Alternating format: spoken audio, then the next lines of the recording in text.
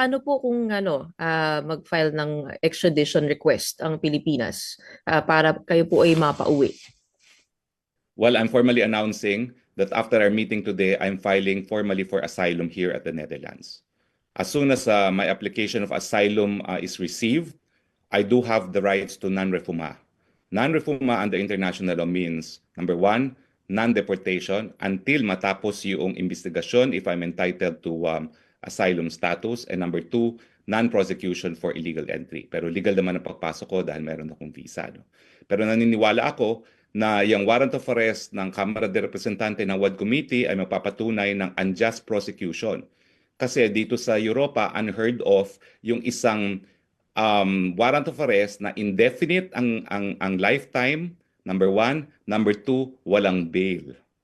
So, at number three, malinaw naman yan na ito isang investigasyon sa Pogo na nais nilang talagang i-link si dating Presidente Rodrigo Roa Duterte, no? At malinaw na sa tingin ko ang political motivation behind the investigation on the Pogo dahil ang sinasabi ng WAD Committee, si Presidente raw ang nag-legalize ng operation ng Pogo even if it has always been there, no, since time pa ng Aquino government, no. So I am confident. I am confident that I can prove political persecution through unjust prosecution ng WAD Committee. When was that filed, attorney, yung application for asylum, and how long do you expect that to be acted upon? Well, I'm filing it immediately after our meeting. Okay, so I'm heading in the afternoon. The place of filing is medyo malayo, 3 hours, so I expect to spend the night there.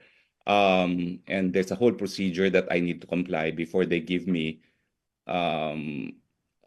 proof that I am an asylum seeker and a temporary residence in the Netherlands as soon as they receive my application for asylum. Okay. You came from ano pong Dubai korte? po? I'm sorry? Sa Dutch courts po ito? Hindi. It's just the parang counterpart of the Commission on Immigration and Deportation. Ang tawag You came nila from Dubai, INS. attorney? Ano pong tawag, sir? Ano pong tawag? INS ang tawag, INS.